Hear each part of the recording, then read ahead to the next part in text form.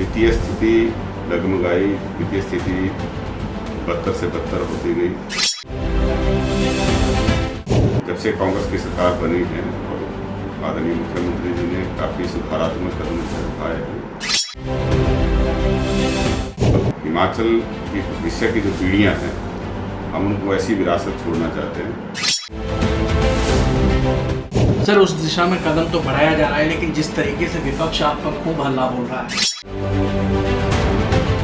महंगाई को लेकर जो है आप पर टीका टिप्पणी जो है वो प्रतिपक्ष के नेता जो है कर रहे हैं कि सीमेंट के दाम जो है वो लगातार आप लोग बढ़ोतरी कर रहे हैं। यूपी में जो राशन मिलता था, खासकर आटा और चावल, उस पर कभी भी किसी सरकार ने जो है बढ़ोतरी नहीं की। पहली प्रदेश की सरकार है जो बढ़ोतरी कर रही है, और इस तरह से आम जनमानस जो है उस पर जो है वो पीड़ा से गुजर रहा है, और गरीब तबका जो है इस पीड़ा को झेल रहा है। महंगाई के लिए तो भारत सरकार जिम्मेदार है, और भारत सरकार की जो आर्थिक नीतियाँ रही हैं उसकी वजह से मुद्रास्फीति की दर में लगातार बढ़ोतरी हुई है।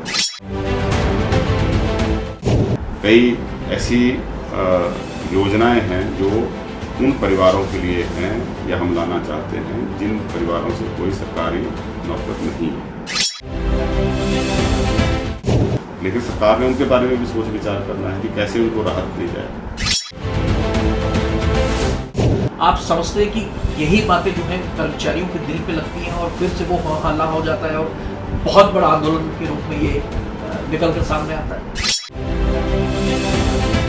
जितने हमारे पास संसाधन हैं उनको तो हम एक्सप्लॉइट कर रहे हैं, और इसमें खटकने की बात नहीं है, इसमें सहयोग की बात है।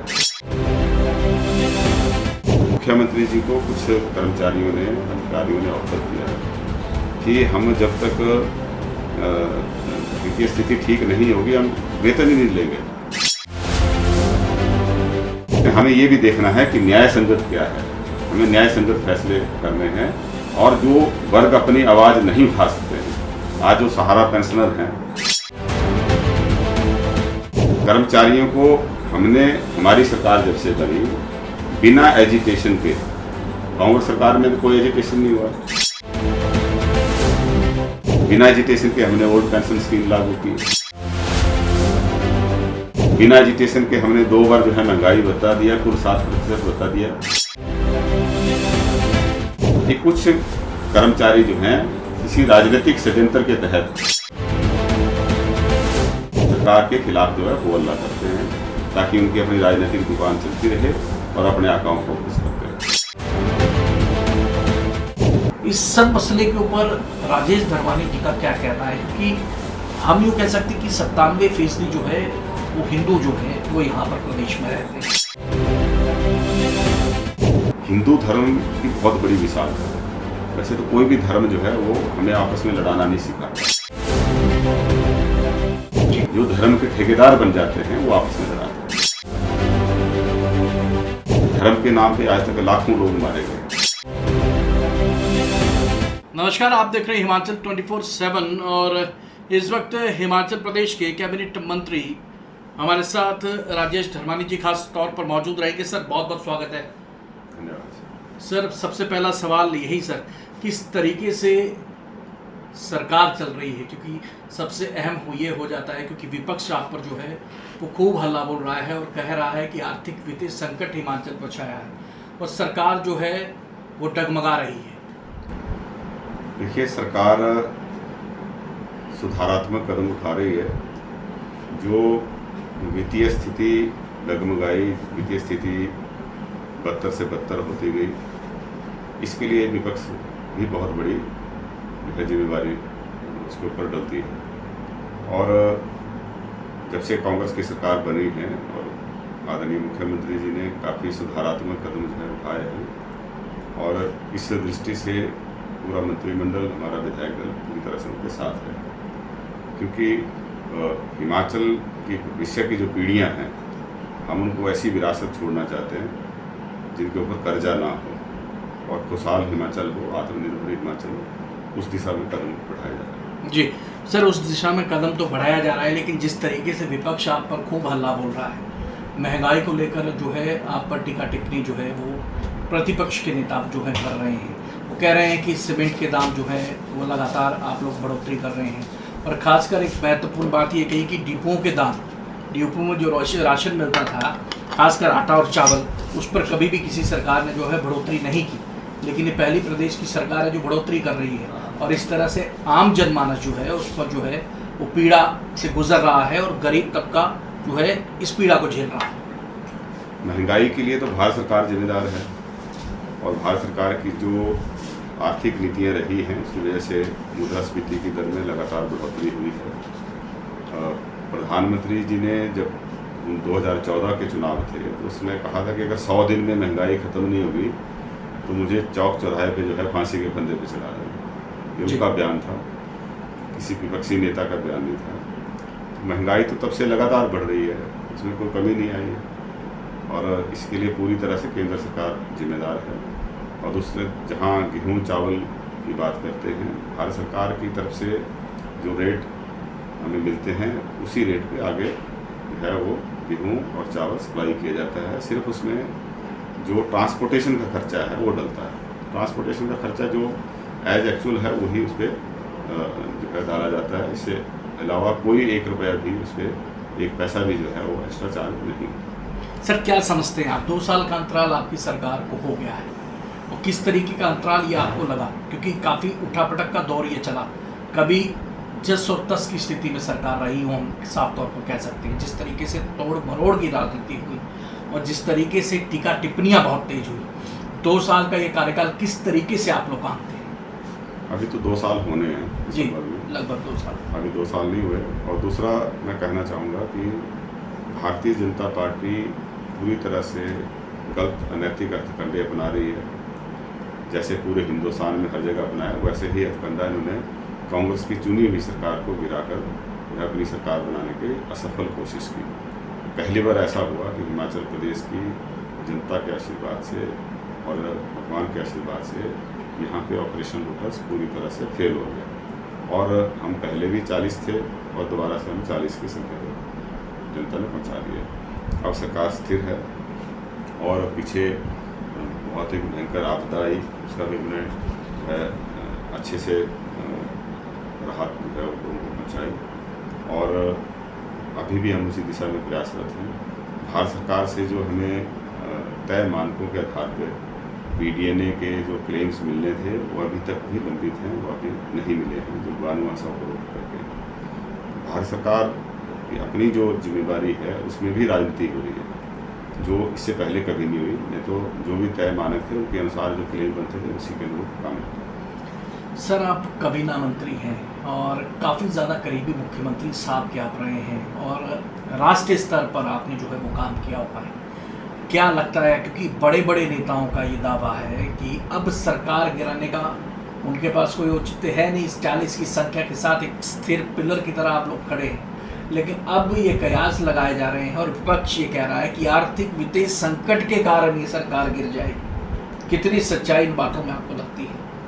देखिए, विपक्ष जो है ये तो लगातार कोशिश करता है कि किसी तरीके से जो गैर भाजपा सरकारें हैं उनको परेशानी खड़ी की जाए।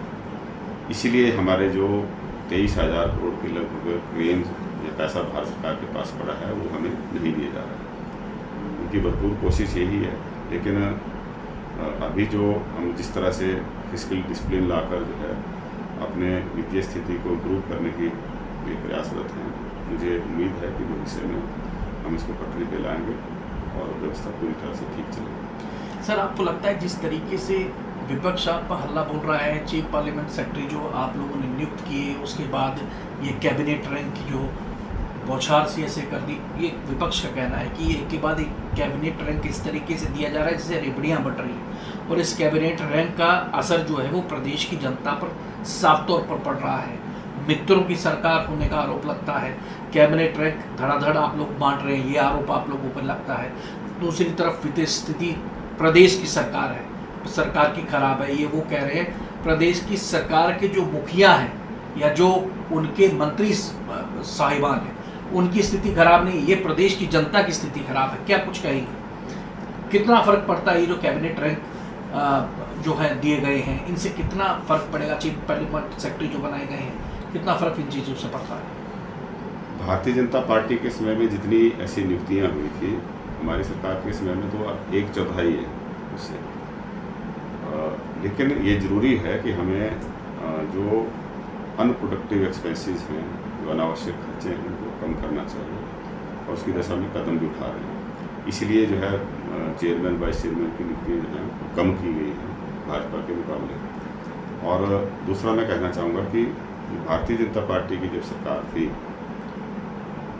उन्होंने जो कुप्रबंधन, वित्तीय कुप्रबंधन किया, उसी वजह से उसका नतीजा हम उनके पास ये प्रावधान था कि वो असीमित जो है लोन ले सकते थे। लेकिन अब जैसे ही हमने यहाँ पे ओल्ड पेंशन स्कीम लागू की है, तो भारत सरकार ने जो है उसके ऊपर रिस्ट्रिक्शन लगा दी कि हम 6,000 करोड़ से, वर्तमान जो वित्तीय वर्ष है इसमें ये सीमा तय कर दी कि 6,000 करोड़ से ज़्यादा लोन नहीं ले सकते हैं। तो उसी दिशा में कदम है कि गैर भाजपा सरकारों को जो है किसी तरीके से जो है स्थिर करने के लिए हमेशा कोशिश रहती है। लेकिन जनता जनार्दन का आशीर्वाद हमें मिला है और भगवान की कृपा से हम उस व्यवस्था को दुरुस्त करेंगे और आगे बढ़ेंगे। सर, क्या लगता है, आखिरी सवाल जाते जाते, आपका भी कीमती समय है, आपने भी सभाओं में जाना है, ये जो आप लोगों ने तनख्वाह जो ना लेने का फैसला किया, एक प्रदेश हित में किया, इसके लिए काबिल तारीफ हम लोग आपकी करते हैं, लेकिन कितना फ़र्क आप लोगों को पड़ता है कि 0.1% तो फ़र्क पड़ेगा, इस तरीके से आकलन किया जा रहा है। लेकिन क्या 2 महीनों के बाद फिर से, जिस तरीके से विपक्ष आरोप लगा रखे, 2 महीनों के बाद फिर से वो 2 महीनों की तनख्वाह जोड़कर आप लोग ले लेंगे? इससे कोई ज़्यादा फर्क नहीं पड़ेगा, ये सिंबॉलिक था, एक उदाहरण के तौर पर। लेकिन ओवरऑल जो हमारा सैलरी पेंशन का बिल है, इसको हमें कम करना पड़ेगा, क्योंकि जिस तरह से एक्सपेंशन पिछले दिनों में हुई है, हमारा बहुत सारे जो ऑर्गेनाइजेशन स्ट्रक्चर्स हैं, कई विभागों के, बोर्ड कॉर्पोरेशन के, वो इन्वर्टेड पिरामिड की तरह होते हैं। पहले पिरामिड शेप में होते थे, बेस में जो थे वो एम्प्लॉय ज़्यादा होते थे और धीरे कम होते, टॉप पे एक आदमी होता था। अब वो थोड़ा सा उसमें ढांचा बिगड़ गया है, इसको दुरुस्त करने की जरूरत है। क्योंकि अगर हम जो है अभी लगभग 50% हिस्सा बजट का जो है पेंशन और सैलरी पे खर्च करते हैं। पर ये ओपीएस जो है, ये फांस तो नहीं बन गया गले की सरकार की कि ओपीएस जो आपने लागू कर दिया और वित्तीय प्रबंधन इतने सशक्त हिमाचल प्रदेश के नहीं थे और ये ओपीएस फांस जो बनकर रह गया, कि इसी वजह से ये जो अब स्थिति आन पड़ी है? ओपीएस तो अभी उसका इम्पैक्ट तो आएगा जी, अभी इम्पैक्ट उसका आया नहीं है। जब जो 2034 में उसका इम्पैक्ट ज़्यादा है, 34 के आसपास ज़्यादा होगा। 2003 के बाद जो एम्प्लॉइज़ जॉब में लगे हैं, जब वो रिटायरमेंट पे आएंगे तब उसका इम्पैक्ट आएगा पूरी तरह से। हालांकि बीच में कुछ तो इम्प्लीकेशन आई है इसकी, लेकिन इतनी ज़्यादा नहीं है। लेकिन इसका धीरे धीरे जो है वो बढ़ेगा और ठीक आपने 2034 तक इसको ये पीक पे होगा।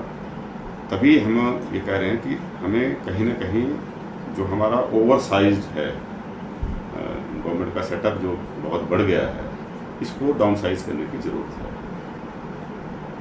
एम्प्लॉई पॉपुलेशन की अगर रेशो देखेंगे तो मुझे लगता है कि हिमाचल प्रदेश में वो हाईएस्ट होगी और इसका नतीजा जो है वो, उसका असर जो है आज दिखना शुरू हो गया।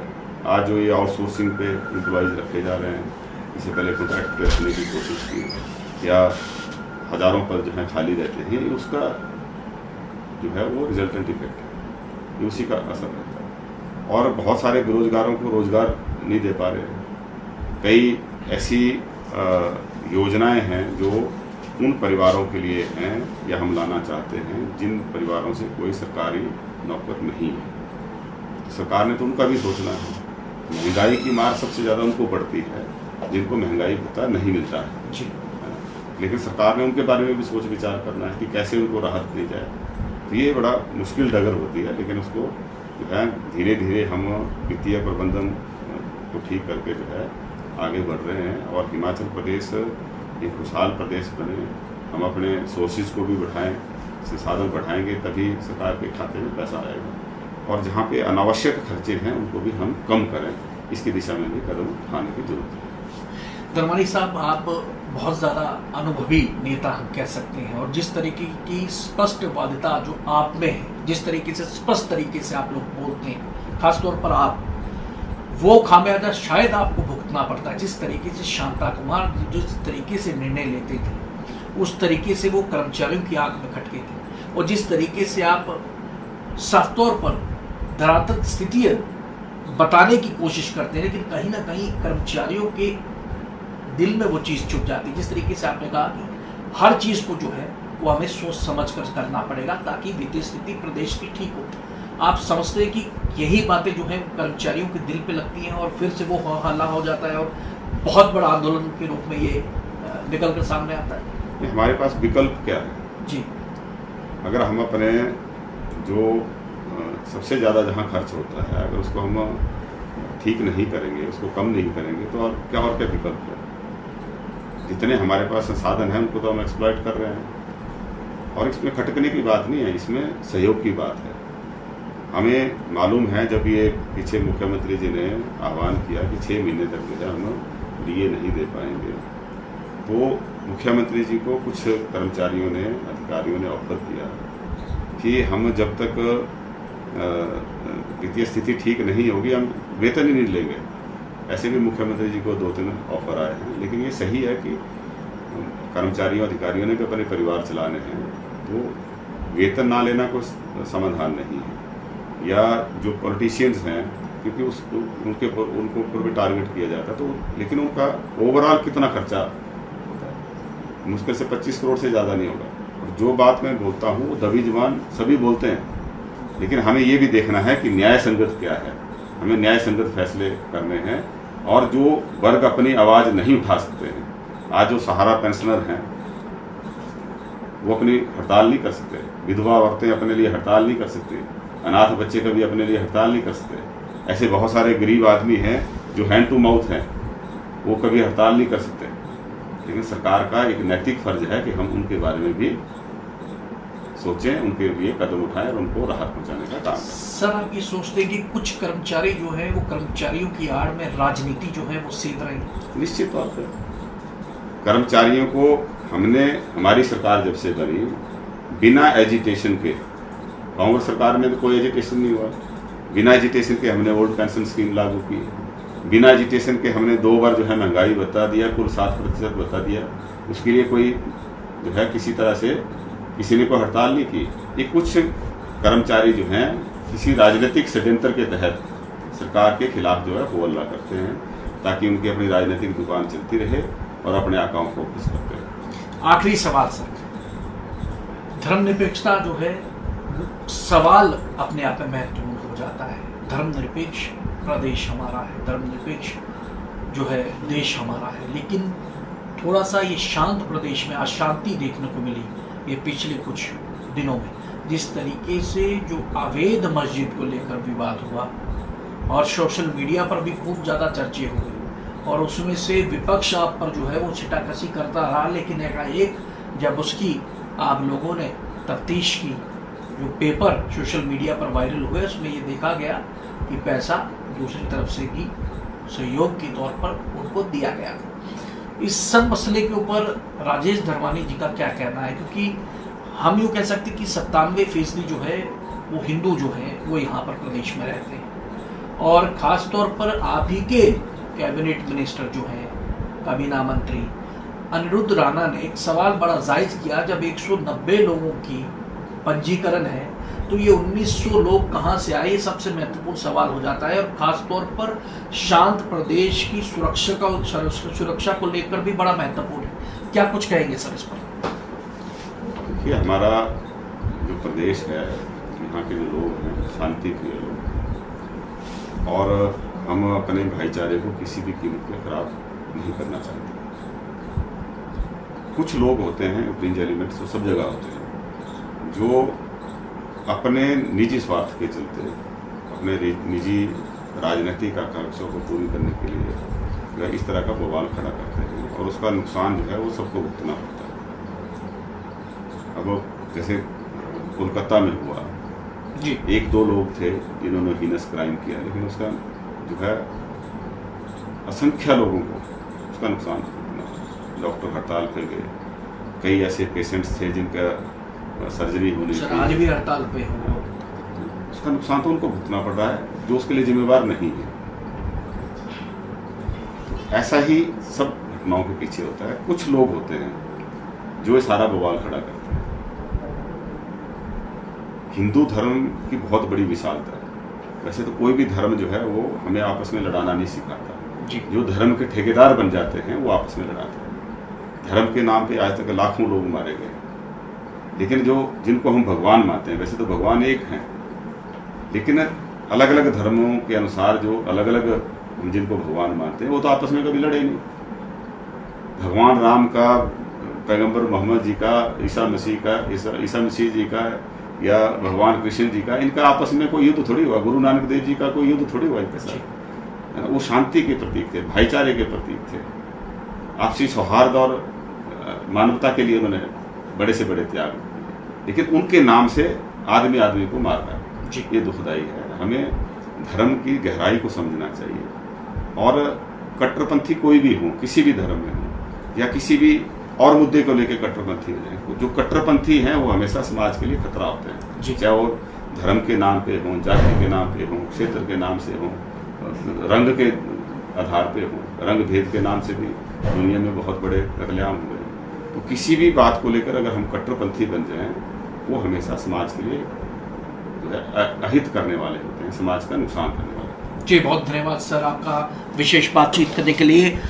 ये थे तेजतर्रार कांग्रेस के काबीना मंत्री राजेश धर्मानी। और खुले तौर पर एक बात हम साफ तौर पर कह सकते हैं, जब भी ये बात रखते हैं तो बड़ी स्पष्टवादिता से रखते हैं, और शायद ये स्पष्टवादिता राजेश धर्मानी की कहीं न कहीं किसी वर्ग को जो है वो अधिक चुभ जाती है, ये हम साफ तौर पर कह सकते हैं। और कई लोग दबे शब्दों में कुछ कहना चाहते हैं, लेकिन ये खुले शब्दों में अपना व्याख्यान कर देते हैं और वो थोड़ा सा जो है तिल का पहाड़ बन जाता है, ये हम साफ तौर पर कह सकते हैं। लेकिन एक बात ज़रूर है, बहुत वर्षों से हम धर्मानी साहब को जानते हैं, बहुत साक्षात्कार इनके हम ले चुके हैं, लेकिन एक बात जो स्पष्ट तौर पर मैं व्यक्तिगत तौर पर कह सकता हूं कि स्पष्ट बोलने से परहेज राजेश धर्मानी बिल्कुल नहीं करते हैं, और सीधे तौर पर प्रदेश हित की ये बात ये लोग रखते हैं, और खासतौर पर राजेश धर्मानी।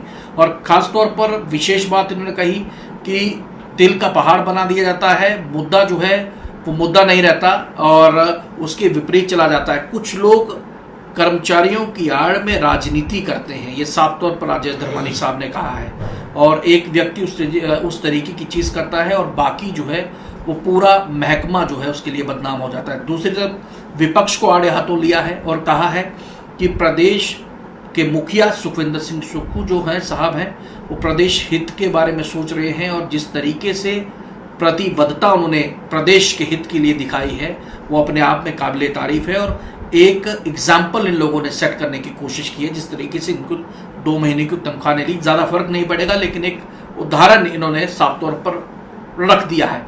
प्रदेश को नई गति प्रदान करेंगे, धीरे धीरे अर्थव्यवस्था प्रदेश की जो है वो पटरी पर लाने की कोशिश करेंगे और नए नए संसाधन तलाशने की कोशिश करेंगे। आखिरकार वित्तीय स्थिति हिमाचल प्रदेश की जो डगमगा गई है वो किस तरीके से पटरी पर ला जाए, और तमाम सवालों के तमाम जवाब राजेश धर्मानी साहब ने दिए। ये थे आज के व्यक्ति विशेष राजेश धर्मानी, कैबिनेट मंत्री, हिमाचल प्रदेश सरकार।